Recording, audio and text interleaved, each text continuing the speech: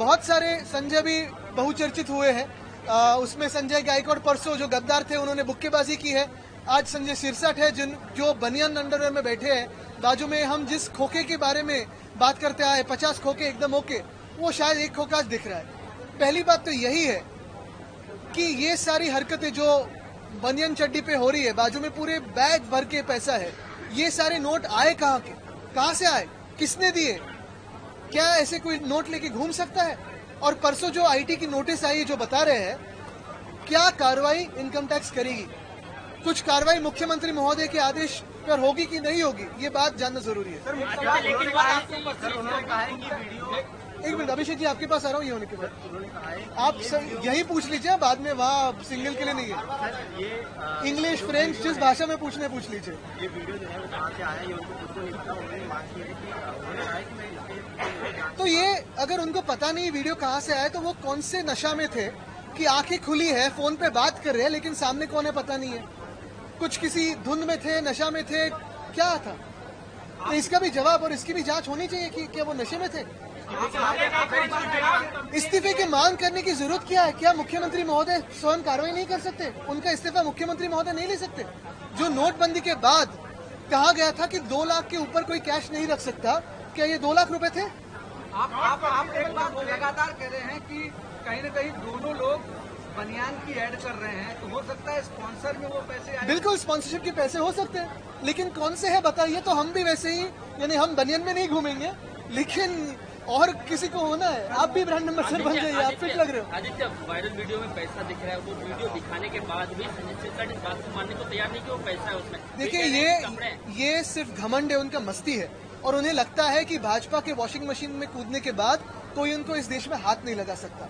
चाहे कितना भी जनता को लूटे, चाहे कितना भी सरकार की तिजोरी को लूटे, उनके मन में ऐसे है, भ्रष्टनाथ निंदे के भी मन में ऐसे है कि कोई कुछ नहीं कर सकता, क्योंकि उनको आशीर्वाद है वो भाजपा के बॉस का। बहुत सारी उसमें सुधारणाएं लाई गई है, लेकिन ये भी हमारी मान्यता है कि जो उन्होंने कहा है जन सुरक्षा बिल, वो सचमुच जन सुरक्षा है क्या? जनता का सुरक्षा है कि भारतीय जनता पार्टी की सुरक्षा बिल है? ये भी बताए, क्योंकि उन्होंने जो कहा कि एक्सट्रीमिस्ट लेफ्ट विंग, आज तक जो हमें सफलताएं मिली है नक्सलवादियों से लड़ने में, वो कौन से बिल के तहत मिली है? कोई उनको रोक रहा है?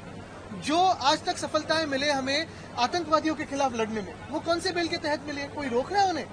जो भी आज तक ये सारे आप देख रहे हो घटनाक्रम, अगर देखें तो 60 साल 75 साल में जो भी आतंकी कार्रवाई करते आया है, नक्सलबारी की कार्रवाई करते आया है, पूरी की पूरी फ्री हैंड है, पुलिस को हो या सीआरपीएफ को हो या सारे जो हमारे सुरक्षा बल है उनको हो, कि जो भी आतंकी कार्रवाई हो या नक्सलबारी कार्रवाई हो, उनका खात्मा करने के लिए सारा फ्री हैंड तो दिया है। तो फिर कौन सी सुरक्षा के बारे में आप बात कर रहे हैं?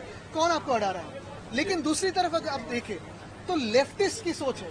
आज सोशल वेलफेयर स्टेट में जो 80 करोड़ लोग राशन पे जी रहे हैं, वो तो लेफ्ट विंग सोच है। लाडली बहना, ये भी लेफ्ट विंग सोच है। तो कौन सी सोच के बारे में आप कह रहे हैं? वो शाह सेना है, शिंदे सेना नहीं है, शाह सेना जी। उनके एक के बाद एक ऐसे कांड बाहर आ रहे हैं कि आपको लगता है कि अंदरूनी लड़ाई चल रही है और शिंदे? बिल्कुल नहीं, वो घमंड में है, इसी मस्ती में है कि भाजपा के साथ रहे तो हाथ नहीं लगाए।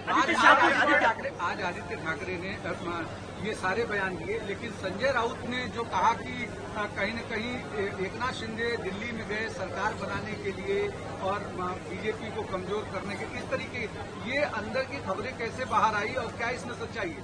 और गुरु का पैर वो बनियान की आज थी ना, अंदर की बात है, तो जो बनियान पहन रहे उधर से ही आई होगी। लेकिन 2-3 इसमें अगर आप देखें तो बातें नजर में लानी जरूरी है। कल शायद पहली बार चांद का जो फेज है वो देखते हुए अपने गांव नहीं गई, दिल्ली गए। दूसरी बात यह है कि गुरु पूर्णिमा हम तो हमारे महाराष्ट्र में ही रहे, जो मेरे दादाजी है वंदनीय हिंदू सम्राट बाला साहब ठाकरे, उनके सामने नतमस्तक हुए। लेकिन ये जो इनके नए गुरु है, जिन्होंने इनको जेल में जाने से बचाया, जिन्होंने इनके हाथों में इतना पैसा दिया, इतनी ताकत दी, इतनी सत्ता दी, उनके सामने झुकने गए थे। तो वही है, दिल्ली जाकर झुक के आओ।